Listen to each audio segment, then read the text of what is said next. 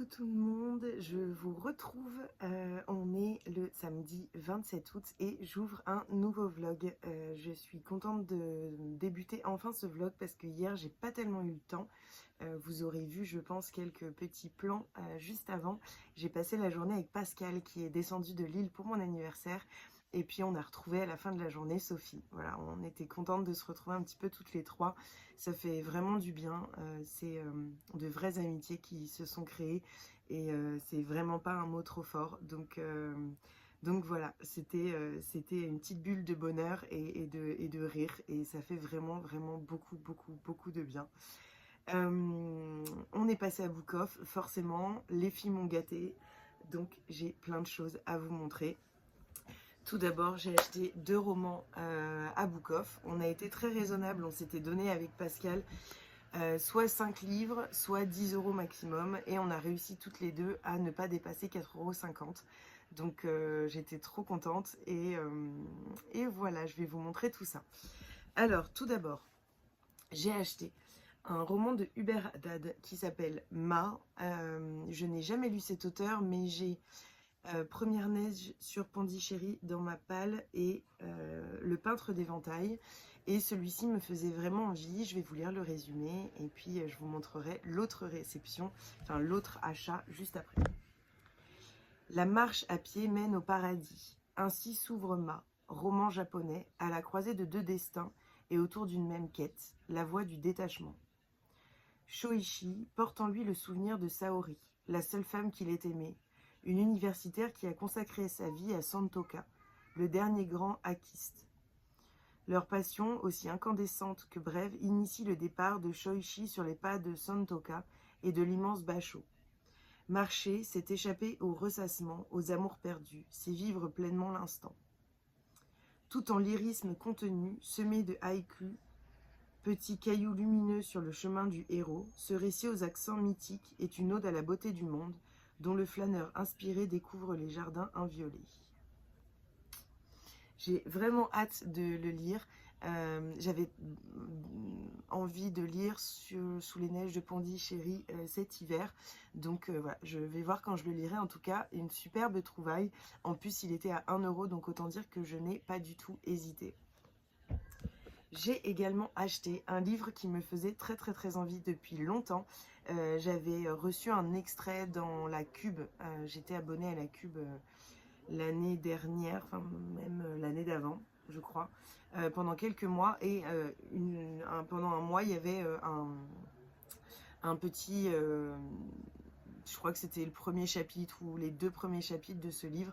Ça m'avait beaucoup plu, j'attendais qu'il sorte en petit format et puis voilà, en fait depuis plusieurs mois j'achète plus vraiment de livres parce que je suis en no-buy obligatoire. Donc voilà, je fais un petit peu attention à nos finances en ce moment. Donc je ne vais pas craquer en librairie, mais là il est à 3,50 € et donc j'ai craqué forcément. Je vais vous lire le résumé. Je pense que je vais le lire très rapidement, soit courant septembre ou début octobre. De Fada N'Gourma, ce ne sont ni les écrasantes sécheresses ni les pluies diluviennes qui la marquent le plus. Ce ne sont pas non plus la chaleur des habitants ni la corruption qui ont pourtant jalonné sa vie. C'est une odeur, surtout, qui lui revient. Une odeur de miel qui la replonge dans cette enfance burkinabé. Lorsque son père fut injustement emprisonné, sa mère, courageuse, grande et belle, a été prête à tout pour assurer la survie de ses 7 enfants. Elle bataillera pour joindre les 2 bouts en vendant sur le pas de sa porte ses délicieuses galettes et transmettra à sa fille le goût sucré du miel. J'ai trop hâte de le lire, il est tout petit, il fait 220 pages, donc je pense que je vais le dévorer très rapidement. Voilà, n'hésitez pas d'ailleurs si vous avez lu un de ces 2 livres à m'en faire un petit retour en commentaire, je serais curieuse et puis peut-être que je me lancerai dans un des 2 en priorité suivant vos retours. On passe aux superbes cadeaux que m'ont fait les filles. Tout d'abord, Sophie m'a offert une petite enveloppe avec des marque-pages parce qu'on n'en a jamais assez. Et elle a trouvé ce roman qui est un des derniers publiés, je crois, chez Pocket de Yasmina Khadra, Pour l'amour d'Elena, qui me fait extrêmement envie. Alors Yasmina Khadra, j'en ai lu beaucoup de lui. L'attentat, les hirondelles de Kaboul, Kaïl, j'en ai lu d'autres, mais ce que le jour doit à la nuit également, et peut-être d'autres, mais en tout cas j'en ai aussi beaucoup dans ma palle. Je collectionne ces livres que je trouve extrêmement bien écrits. Donc voilà, je suis trop contente et j'ai vraiment trop hâte de me plonger dedans. J'ai l'impression qu'avec ce livre, l'auteur nous emmène dans des pays où j'ai pas l'habitude qu'il nous emmène, parce qu'il nous fait partir dans le désert mexicain. Je vais vous lire le résumé. Ils étaient les petits fiancés de l'enclos de la Trinité, au fin fond du désert mexicain. Aux yeux de tout le village, ces deux-là se marieraient, jusqu'au jour où leur route croise celle d'un inconnu. Sous les yeux de Diego, pétrifié par la peur, l'homme viole Elena, brise leurs doux rêves. Tout, après ça, a eu un goût de poussière. Et quand la jeune fille est partie pour Juarez, Diego a hésité. Mais pour l'amour d'Elena, il plonge à son tour dans l'enfer des cartels. J'ai trop hâte. Vraiment, ce livre me fait super envie. Et c'est pareil, je pense qu'il est très court et qu'il fait à peu près 270 pages. Et donc, je pense que je vais le dévorer et le lire très rapidement au début de l'année. Elle m'a également, j'enlève tout ça là, je le donne à mon fils et je viens de lui offrir des petits ciseaux pour enfants, donc il s'amusera à les découper. Elle m'a également offert Les enfants sont rois de Delphine de Vigan, qui je crois vient de sortir en format poche chez Folio. Vous savez, alors Delphine de Vigan, je ne l'ai jamais lu, j'ai un de ses romans que je veux lire, d'ailleurs que j'ai pris en audio pour le mois de septembre, mais je ne me souviens plus du tout du titre. Rien ne s'oppose à la nuit, je crois, mais je ne suis pas sûre, donc si je dis une bêtise, n'hésitez pas à me reprendre dans les commentaires. Je vais vous lire le résumé. Mélanie, qui a grandi dans le culte de la télé-réalité, n'a qu'une idée en tête, devenir célèbre. Mais son unique apparition à l'écran tourne au fiasco. Quelques années plus tard, mariée et mère de famille, elle décide de mettre en scène le quotidien de ses enfants sur YouTube. Le succès ne se fait pas attendre et la voilà bientôt suivie par des millions d'abonnés. Jusqu'au jour où sa fille disparaît.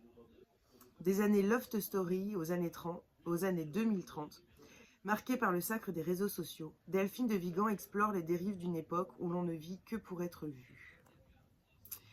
Alors ce livre me fait très envie, notamment parce qu'il questionne justement cette question de l'apparition des enfants sur les réseaux sociaux. Vous n'êtes pas sans savoir que je ne montre pas mon fils sur les réseaux. On peut l'entendre de temps en temps, on va le voir de dos. Parfois il y a sa petite main qui apparaît, mais ça ne va pas au-delà de ça. Je m'étais beaucoup questionnée avec mon conjoint au moment de sa naissance et même tout au long de ma grossesse sur les réseaux sociaux et sur notre petit garçon. Pendant longtemps, on ne l'a pas du tout montré, même sur nos réseaux privés, mais parce que pour nous, c'était essentiel. Et puis mon conjoint disait, de toute façon, si nos amis, notre famille veulent le voir, et ben, ils viennent, tout simplement, ou ils nous invitent, mais il n'y a pas besoin des réseaux sociaux pour qu'ils le voient grandir. Et je trouve qu'il a complètement raison. Et je pense qu'après avoir lu ce livre, je risque d'avoir un avis encore plus tranché sur la question. Parce que j'estime qu'en tout cas, un enfant qui n'a pas encore la capacité de comprendre tout ça n'a pas à être monté sur les réseaux sociaux. Et encore, enfin voilà, il y a plein de questions qui se posent. L'apparition d'un enfant comme ça sur une vidéo ou une photo, c'est pas forcément ce qui me choque. Ce qui est choquant pour moi, c'est plus de montrer les enfants qui dorment, qui jouent tranquillement dans leur coin, ou enfin voilà, toute cette espèce de truc qui devient un petit peu... voilà, il y a des influenceurs, donc en fait, ça leur rapporte de l'argent. Et ça voilà, ça a tendance à me déranger un petit peu. Donc ce livre me faisait très envie et je pense va répondre à des questions et en ouvrir d'autres. Donc voilà, je vous ferai un retour très rapidement parce que c'est également, je pense, un livre qui va être très vite lu. Et n'hésitez pas d'ailleurs à me faire des retours sur ce roman parce que pour le coup, ça m'intéresse vraiment beaucoup d'avoir vos avis si vous l'avez lu ou s'il vous fait envie ou tout simplement si vous voulez un petit peu discuter de cette question qui bah, je pense... qui est compliqué à aborder parce que beaucoup de monde ont des avis différents sur tout ça. Mais en tout cas, moi, ça m'intéresse beaucoup d'en discuter. C'est l'objectif de ces vidéos, donc n'hésitez pas. Et Pascal m'a offert, et alors c'était drôle parce que en fait quand on est allé à Book Off, le roman que je cherche depuis plusieurs mois, depuis sa sortie dans les librairies d'occasion, parce que je ne pouvais absolument pas dépenser autant d'argent pour un livre, c'était Le Pavillon des combattantes de Emma Donoghue. Et en fait, en arrivant à Book Off, la première chose que j'ai dit à Pascal, c'est quoi déjà le nom de famille de l'autrice qui a écrit Le Pavillon des combattantes, parce que je le cherche et je me souviens plus du titre. Donc elle me l'a donné et je l'ai cherché, et je l'ai cherché partout, je ne l'ai pas trouvé. Bon, j'étais déçue, mais je pense qu'elle était très contente parce que dans son sac, elle avait Le Pavillon des combattantes, et elle me l'a offert. C'était mon cadeau, donc comme quoi elle avait super bien tablé dessus, parce que c'est exactement ce dont j'avais envie et c'est exactement la période à laquelle je voulais le lire. J'attendais sa sortie en poche désespérément. Donc voilà, je suis trop contente, et je pense que je le lirai en octobre. Je pense que je vais le mettre en octobre ou novembre. Pour le coup, j'aimerais bien attendre qu'elle puisse se l'offrir aussi à elle pour qu'on puisse le lire ensemble. Ce serait encore mieux. Donc je verrai avec Pascal. Si elle passe par là, elle pourra peut-être me dire quand est-ce qu'elle pense pouvoir acheter ce livre. Je vais vous lire la 4e de couverture, comme j'ai fait pour les autres, parce que ça peut peut-être vous donner des idées. Donc, je vous la lis tout de suite.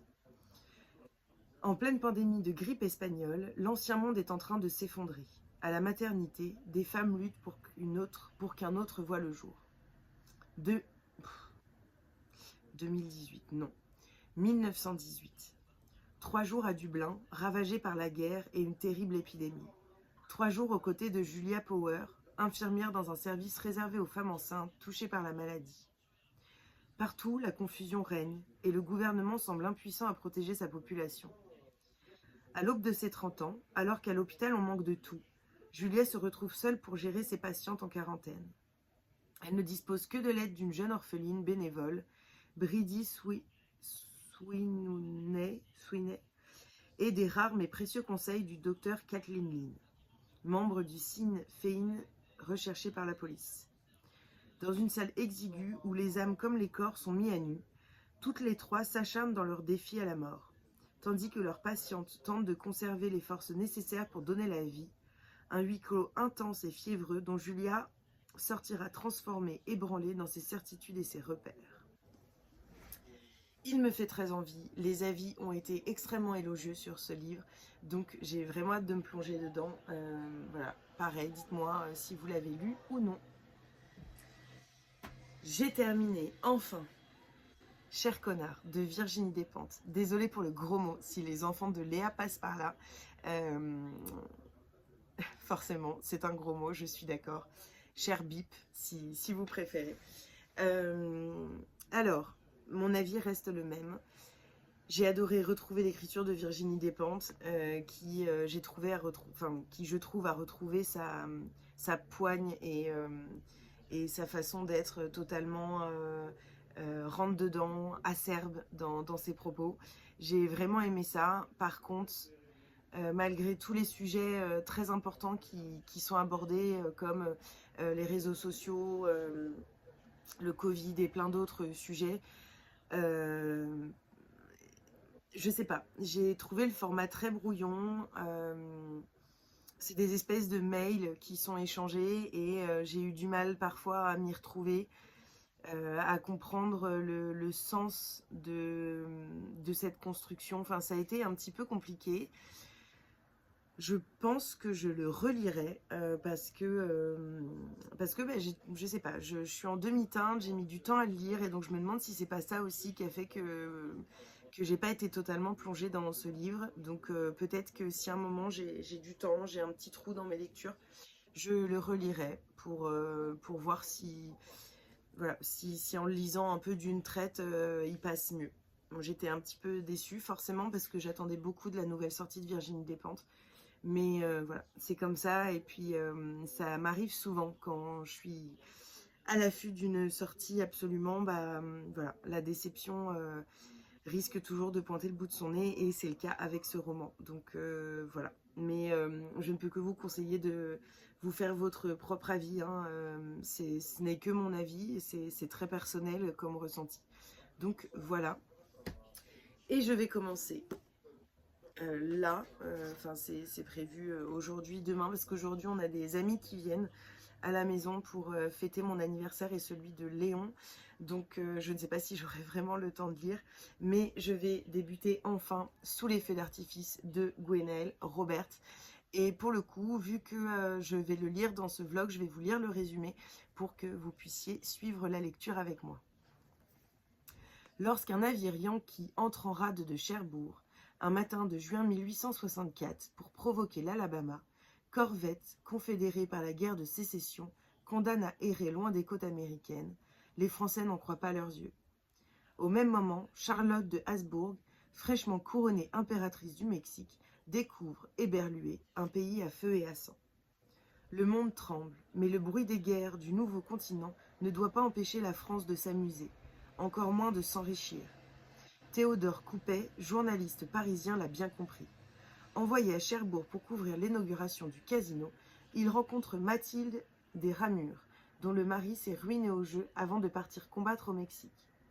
Ensemble, ils décident de transformer la bataille navale en un gigantesque pari dont ils seront les bénéficiaires, à condition d'être les seuls à en connaître le vainqueur. Pendant cette semaine brûlante, des feux d'artifice éclatent de chaque côté de l'Atlantique. Dans le ciel de Mexico, comme dans celui de Cherbourg, il couvre les craquements d'un vieux monde qui se fissure et menace d'engloutir dans sa chute ceux qui l'ont cru éternel.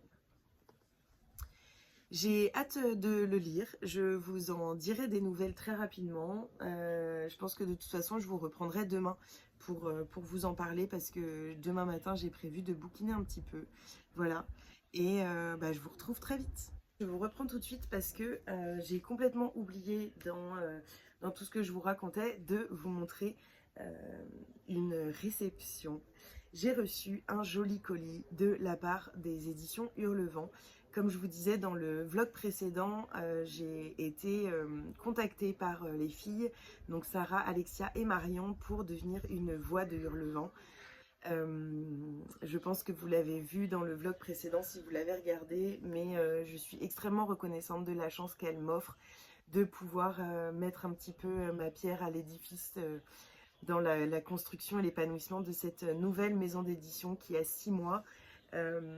Voilà, être une voix de Hurlevent, c'est vraiment un très très beau cadeau, et les filles nous gâtent énormément, que ce soit dans nos échanges, par leur bienveillance, ou par ce joli colis qu'on a reçu qui a été fait, ça se voit, avec beaucoup d'amour, et je pense qu'elles ont vraiment réfléchi à quelque chose qui pourrait nous faire plaisir et nous servir dans notre aventure. Et donc, quoi de mieux forcément pour nous servir dans cette aventure qu'un joli carnet. Et quand je vous dis joli, vous n'avez pas encore vu l'intérieur. Je vais faire comme ça. C'est absolument magnifique, j'adore.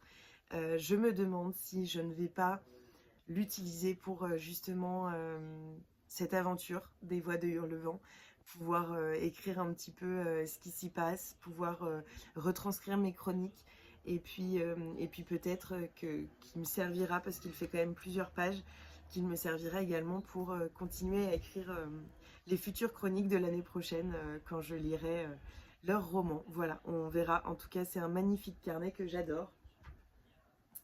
Nous avons également reçu un magnifique marque-page avec écrit les voix de Hurlevent et de super beaux dessins. C'est en bois, franchement il est trop beau, j'adore, avec un petit signet comme ça. Donc ça va être trop joli dans le livre, pour vous montrer un petit peu ce que ça donne.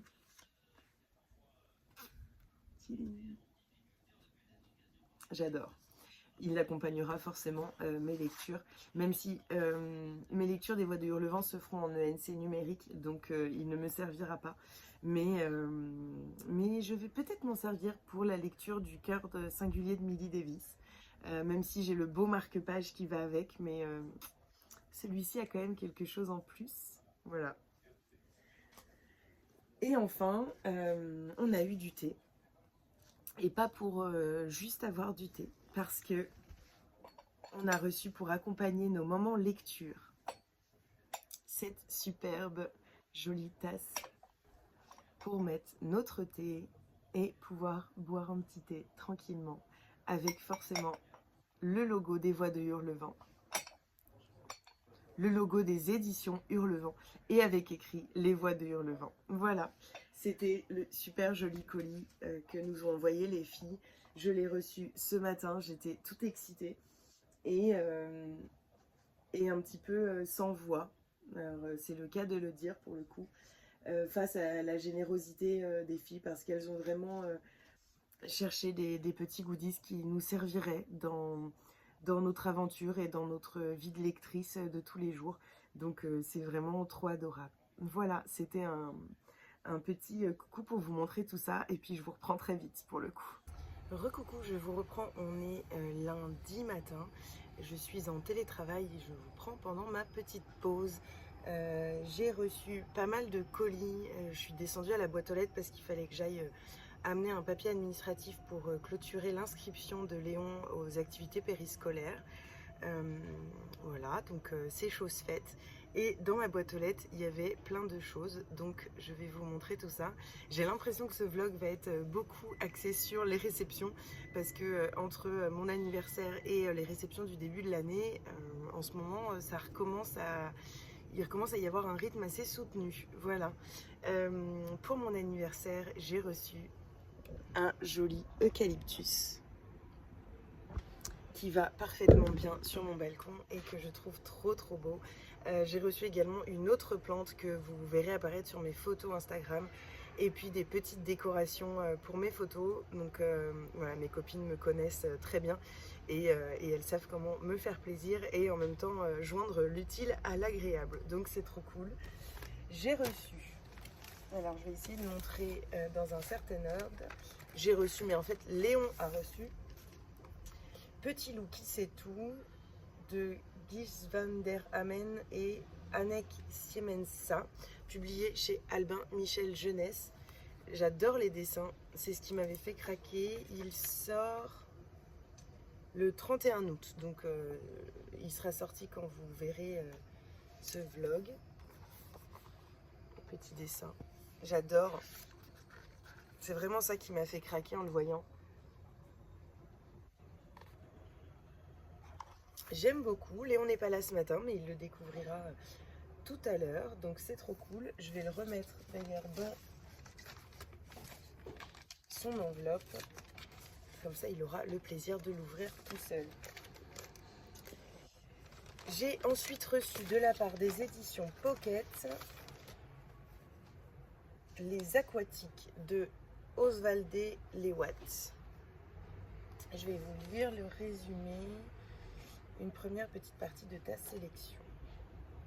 Alors, la première fois que Katmé a enterré sa mère, c'était il y a 20 ans. Une inhumation bâclée au milieu de nulle part. Depuis, la jeune femme a fait du chemin. Devenue l'épouse parfaite d'un ambitieux politicien, elle se plie malgré elle aux injonctions de la bonne société du Zambuena. Et voilà qu'en pleine campagne électorale, son préfet de Marie décide de déplacer en grande pompe la tombe de sa mère. Farce ou tragédie? Dans le même temps, son ami et frère de toujours, Samy, artiste homosexuel, est arrêté et emprisonné. Pour Katmé, l'heure des choix a sonné. C'est un livre qui me fait extrêmement envie, qui a reçu le Grand Prix panafricain de littérature. La couverture est sublime. Et j'avais prévu, si je le recevais, de le lire en septembre, donc ça va être une de mes prochaines lectures. C'est pas écrit en très gros et il fait 350 pages. 350 pages à peu près. Je vous en dirai des nouvelles très rapidement. Et j'ai également reçu un colis surprise parce que pour le coup je m'y attendais pas du tout. Alors j'ai pas tout regardé.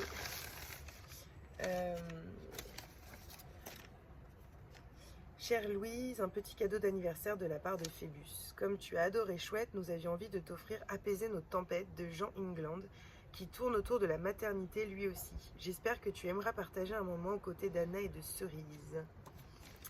Alors, ça c'est les papiers sur le roman. Oh, il est gros celui-ci. Jean England, apaiser nos tempêtes. J'enlève le petit... L'autrice de Dans la forêt. Moi, je vais la découvrir avec ce roman. La couverture est sublime. J'aime beaucoup. Regardez-moi ça. J'adore. Je vais vous lire le résumé. Pour le coup, je ne l'ai pas vu passer. Je ne sais pas quand est-ce qu'il sort.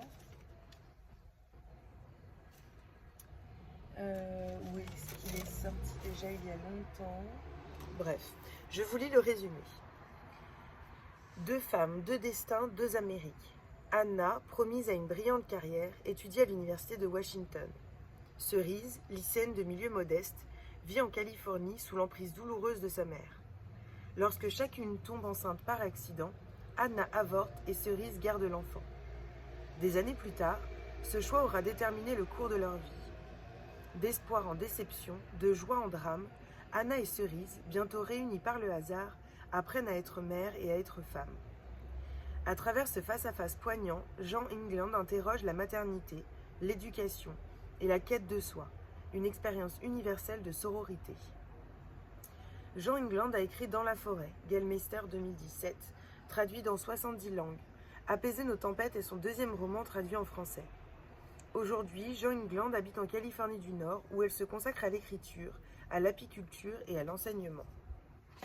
Et alors, pour avoir une petite info, 2021. Il est sorti en 2021. En 2024, en première édition anglaise. Voilà, donc j'ai hâte de le lire. Merci beaucoup, vraiment ça me touche énormément. Merci aux éditions Phébus et puis surtout à Lauriane avec qui je papote de temps en temps et puis voilà, qui m'offre ce joli cadeau. Donc merci beaucoup à toi. J'ai pas vraiment d'update à vous faire. J'ai terminé le domaine de l'héritière de Lucinda Riley dont je vous reparlerai. Et j'ai débuté sous les feux d'artifice, j'en suis pas très loin, donc j'ai pas grand chose à vous dire, mais je vous reprends très vite pour vous en parler. Je vous reprends, on est toujours lundi, je vous ai montré pas mal de réceptions ce matin, et je pense que j'avais le nez fin en disant qu'il y avait quand même beaucoup de réceptions aujourd'hui, parce que quelqu'un a sonné ce midi, je pense que c'était un coursier, et il m'a ramené encore plein de belles réceptions. Je vais vous montrer tout ça, je vais vous lire les résumés, donc peut-être que ça va prendre un petit peu de temps parce qu'il y a vraiment beaucoup de livres. En tout cas, peut-être que ça vous donnera des envies. On va voir ça. Tout d'abord, j'ai reçu mon agenda 2023 de My Life is Beautiful. C'est Solar Edition. C'est un agenda un petit peu type bullette. Alors, c'est pas la même chose que My Agenda, pas du tout. Mais au début, on a voilà, quelques petits endroits comme ça. Janvier, avec des citations, des petites phrases. Et puis, le contenu de la semaine. Et donc, ça commence en janvier. Forcément, c'est vraiment 2023. Donc, j'ai encore un petit peu de temps pour voir à quoi il va me servir exactement. Ce que je vais pouvoir voilà, y inscrire et en quoi il va pouvoir m'aider en complément du My Agenda qui reste mon agenda principal. Mais voilà, ça me laisse un petit peu de temps pour réfléchir et c'est fort probable que ça me serve un petit peu pour l'administratif et les tâches quotidiennes. Mais à voir un petit peu comment est-ce que je m'organise. Mais je trouve qu'avec cette jolie couverture, et ben, ça fait un petit peu, enfin voilà, les petites choses qu'on a à faire et en même temps bah, c'est ce qui nous... Ça prend du temps, c'est des tâches, mais bah, ça nous fait du bien quand on les a terminées. Voilà, tout simplement. Et j'ai reçu... alors, j'avoue que j'ai été assez émue après la surprise, mais j'ai l'impression qu'en fait, Pocket aime gâter ses partenaires.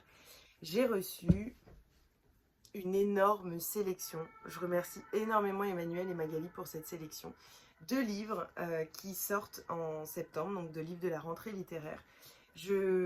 Donc il y a celui-ci que je vous ai déjà montré tout à l'heure, donc je vais voir, peut-être que je le ferai gagner sur mon compte. Et il y a plusieurs autres livres. Alors attendez, je vais juste aller chercher le papier qui était avec. Alors, on a reçu une jolie lettre. Les rendez-vous littéraires 2022. Chères toutes, chers tous, nous sommes ravis de vous présenter nos rendez-vous littéraires 2022. Une sélection élargie à 6 titres cette année. Vous les avez sans doute remarqués l'an passé lors de leur première parution en grand format. Et une nouvelle vie s'offre à eux aujourd'hui. Récompensés par des prix littéraires, encensés par la presse et les libraires, tous ces textes nous ont touchés au cœur, piqués au vif ou éblouis par leur style et leur maîtrise. Nous espérons que ce cru 2022 vous plaira autant qu'à nous et nous vous souhaitons de belles lectures. Emmanuel et Magali. Je vous remercie énormément les filles pour cette magnifique sélection. Pour le coup, je ne vais pas vous reparler des aquatiques parce que je viens de vous en parler. Et donc, dans cette petite sélection, il y a L'unique goutte de sang de Arnaud Rosan. Je vous lis les résumés. Tennessee, 1917. Sydney, un adolescent noir, se retrouve pris au piège du désir de 2 jeunes filles blanches qui provoquent le massacre de sa famille en l'accusant à tort. Quand le jeune homme reprend ses esprits, après avoir été épargné, sa mémoire s'est effacée. Un lien étrange l'unit néanmoins au policier qui l'a sauvé et à un mystérieux garçon qu'il va désormais suivre comme son nom dans une tragique odyssée. Des émeutes de l'été sanglant de Chicago jusque dans l'Arkansas sur fond de blues de Bessie Smith, sœur exilée du Sud, un tourbillon de violence le poursuit implacablement. Le deuxième roman qui me fait aussi très envie, pour le coup, il y en a certains où je ne sais pas trop quand je les lirai, mais ces deux-là me font très envie. Napoli, mon amour de Alessio Forgione. Regardez la couverture, j'adore. Elle est trop belle. Après quelques années à travailler sur les bateaux de croisière, Amorezzano retrouve son port d'attache. À 30 ans, ce jeune homme cultivé, diplômé, a perdu le goût de tout sauf de déambuler dans sa ville. Naples crépusculaire, aux ruelles en dédale. Naples en feu les soirs de match. Sur ses places décaties, une bière à la main, le jeune homme savoure, en fumant, la vacuité de l'existence. Du petit pécule amassé les jours fastes, il ne reste rien. De ses espoirs, pas grand-chose non plus. C'est alors qu'il croise cette fille, Nina, au gré de sa dérive, et la mélancolie d'un coup vaut la peine d'être vécue. J'ai également reçu Le champion nu de Barry Graham. Je crois que c'est sur un boxeur. Se retourner, se relever, ne rien lâcher. Pour avoir été lui-même boxeur professionnel, Billy Pierce maîtrise les subtilités du noble art sur le bout des gants. Le voilà donc bien placé pour accompagner à Édimbourg, en qualité de journaliste, son ami Ricky Malone dans sa préparation sportive. Dans quelques semaines, ce poids léger affrontera le tenant mondial du titre. Profitant de l'occasion pour déserter le ring conjugal, Billy se livre alors à un vrai combat intérieur. Entre la petite amie qu'il ne sait comment quitter et l'amour qui lui tend peut-être les bras. Le genre d'affrontement dont personne ne sort vainqueur. Il me fait envie aussi, même si je pense que je ne me serais pas arrêtée dessus en librairie, mais je crois que c'est aussi l'avantage de recevoir des livres comme ça qu'on ne choisit pas forcément, c'est qu'on sort un petit peu de notre zone de confort et voilà, j'ai hâte de lire, il est très court. Donc il va se lire très vite, il fait moins de 200 pages. 200 pages, pile. Shuggie Bain. Shuggie Bain. Je ne sais pas trop comment le dire. Booker Prize 2020, prix Librano 2021. Glasgow, année 1980, sous le règne de fer de Margaret Thatcher. Agnès Bain rêvait d'une belle maison, d'un jardin et d'un homme qu'il aime. À la place, son dernier mari la laisse dans un quartier délabré de la ville où règne le chômage et la pauvreté. Pour fuir l'avenir bouché, les fractures qui s'empilent et ses illusions perdues, Agnès va chercher du réconfort dans l'alcool. L'un après l'autre, tous les siens l'abandonnent pour se sauver eux-mêmes. Un seul s'est juré de rester, coûte que coûte, de toute la force d'âme de ses 8 ans. Shuggie, son plus jeune fils. À l'école, on dit qu'il n'est pas net, trop doux, bref, différent. Agnès le protégerait si l'alcool n'avait pas le pouvoir d'effacer tous ceux qui vous entourent, même un fils adoré. Mais qu'est-ce qui pourrait décourager l'amour de Shuggie? Ça a l'air d'être une très belle histoire de dérive et d'amour maternel. J'aime beaucoup la couverture. Ouais, je pense que pour le coup, alors il est beaucoup plus gros. Il fait presque 600 pages. Mais ça m'intéresse pas mal. Ça m'intéresse pas mal. Je ne l'ai pas vu passer. Voilà, s'il y a certains de ces romans que vous avez déjà lus ou que vous avez déjà vu passer, vous, n'hésitez pas à me dire. Le dernier, c'est Le diable parle toutes les langues de Jennifer Richard. Région parisienne, 1936. Au seuil de la mort, le millionnaire Basile Zaharoff se penche sur son passé, sans regret ni pénitence, car sa vie durant, c'est dans le sang des autres qu'il a puisé son immense fortune. Des pacifistes qu'il a fait taire, des grévistes qu'il a écrasés, des peuples qu'il a armés. Éminence grise des bourreaux de 1914, de Turquie, de Namibie ou des Balkans, le vorace marchand de canons est ce genre de diable aux gants blancs, sans plus de morale que d'état d'âme, qui ont fait dans l'ombre le XXe siècle, aussi néfaste qu'invisible, itinéraire d'un profiteur de guerre. Alors je trouve que les rendez-vous littéraires de Pocket sont très prometteurs. En réalité, à part le roman sur le boxeur qui peut-être va me plaire mais qui m'intéresse pas, enfin je ne me serais pas tournée vers ce roman de base.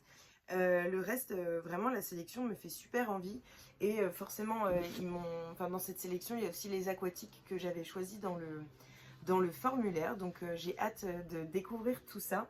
Dites-moi s'il y a un titre aussi qui vous fait envie. Peut-être qu'on pourrait se faire une lecture commune. Ouais, c'est la sortie Pocket, donc forcément c'est déjà ça coûte moins cher que les grands formats, donc c'est plutôt cool. Et j'ai reçu, celui-ci je l'avais demandé, L'orpheline de Foundling. Alors, oh non, sur la couverture ça s'enlève pas. Bon, j'ai horreur de ça. Les autocollants qui n'en sont pas, en fait, ils sont juste mis, vous voyez la preuve, mis sur la couverture, et je trouve ça vraiment très moche. Pour ma photo, j'essaierai de cacher le petit stickers. Donc L'orpheline de Foundling de Stacey Hawes. J'avais lu Les sorcières de Pendle que j'avais vraiment adoré, et donc forcément j'avais trop envie de lire ce deuxième roman de l'autrice qui a également sorti La Nurse du Yorkshire, qui est sorti en 2022 chez Michel Lafon. Je vous lis le résumé. Je pense que vous le verrez très rapidement dans mes prochains vlogs parce que j'aimerais bien le lire en septembre. Voilà, je l'attendais avec impatience, donc j'aimerais bien le dévorer. Londres 1747. Bess Bright, vendeuse sur le marché aux poissons de Billingsgate, voit se refermer derrière elle les grilles de l'orphelinat de l'hôpital de Foundling. La mort dans l'âme, elle y laisse Clara, son bébé. Un jour, elle s'en fait la promesse. Elle reviendra la chercher. 6 ans plus tard, ayant économisé chaque penny, elle retourne à l'orphelinat pour retrouver son enfant qu'elle n'a jamais oublié. Mais on l'informe que sa fille n'y est plus depuis longtemps, réclamée jadis par une femme se faisant passer pour Bess. Pour découvrir qui lui a volé sa fille, il lui faudra passer la porte d'une grande maison bourgeoise de Bloomsbury, où une jeune veuve et sa fillette vivent en recluse au milieu de lourds secrets. Voilà. Pour le coup, je pense vraiment que je vais le lire en septembre et je vous en dirai des nouvelles. Voilà, j'espère que cette petite sélection vous aura plu. Peut-être que vous en avez déjà lu certains en grand format, parce qu'ils sont tous sortis l'année dernière ou l'année d'avant. S'il y en a certains qui vous font envie, n'hésitez pas à me dire en commentaire. Et puis, pour le coup, je vous retrouve très vite. Je pense que je ne recevrai plus de romans aujourd'hui. Il est 14h30 et normalement, la poste et les coursiers sont déjà passés. Donc voilà, je vous reprendrai très vite pour vous faire un petit update lecture. Il serait temps. Dans ce vlog, j'ai l'impression qu'il va durer beaucoup plus longtemps que les autres. Forcément, vu que je vous lis les quatrièmes de couverture, ça prend un petit peu de temps. Mais j'espère que vous appréciez ça.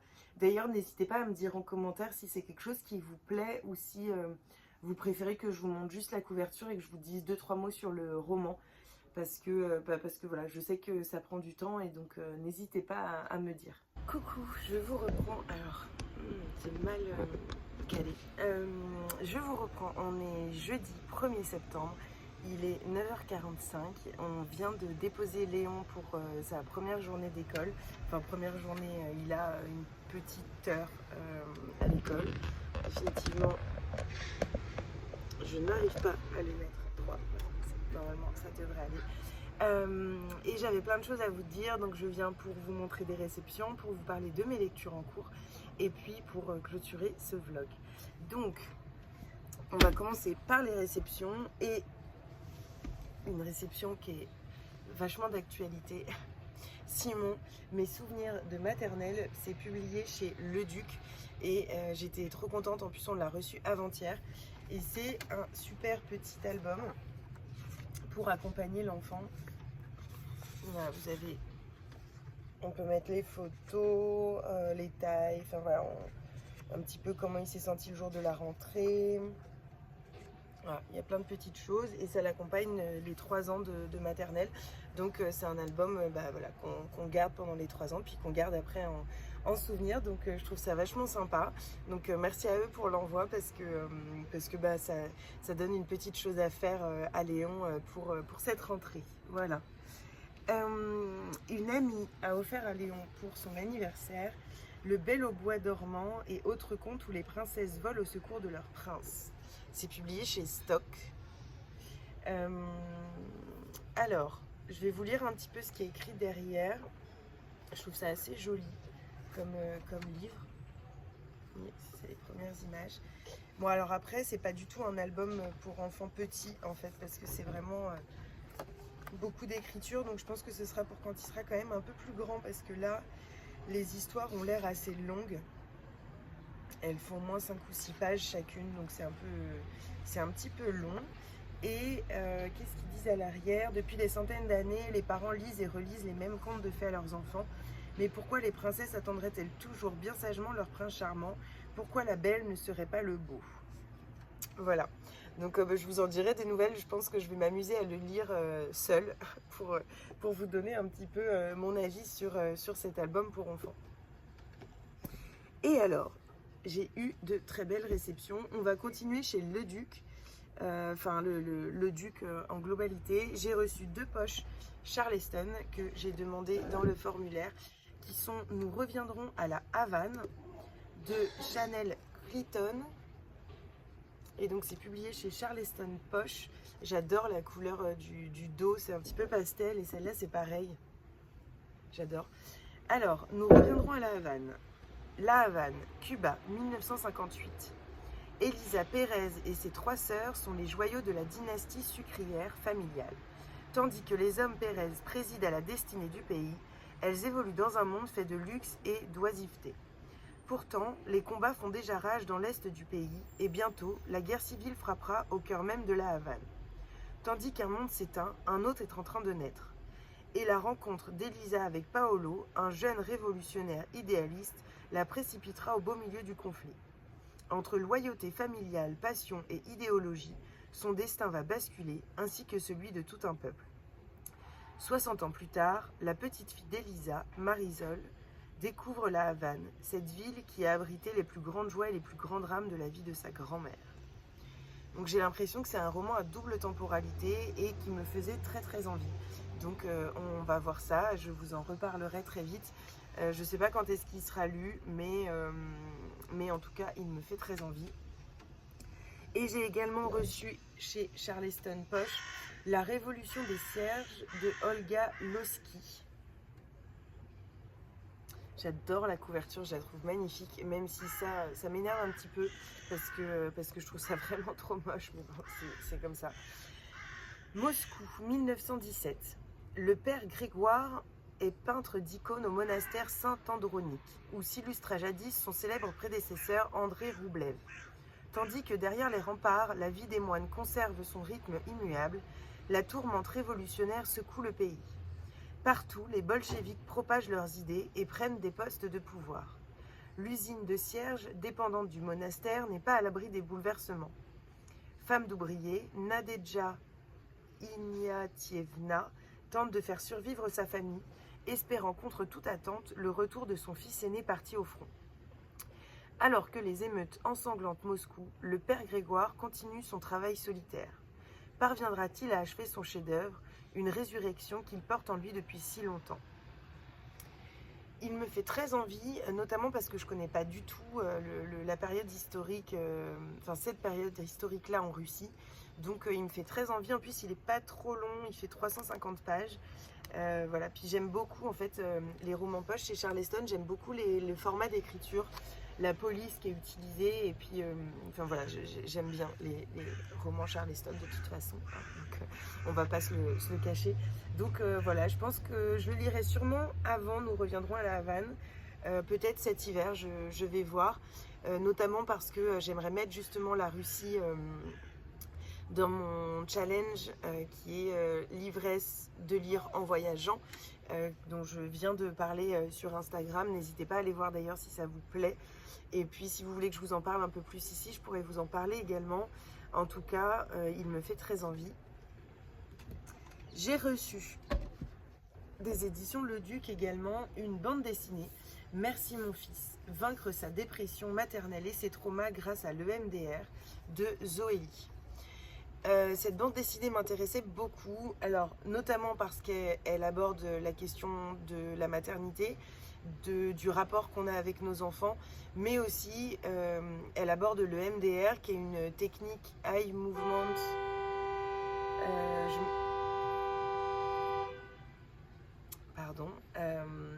Eye movement et je me souviens plus du reste. En tout cas, c'est une technique dont on a un petit peu parlé dans ma fac et potentiellement qui m'intéresserait de travailler. Donc voilà, je vais voir un petit peu de quoi ça parle.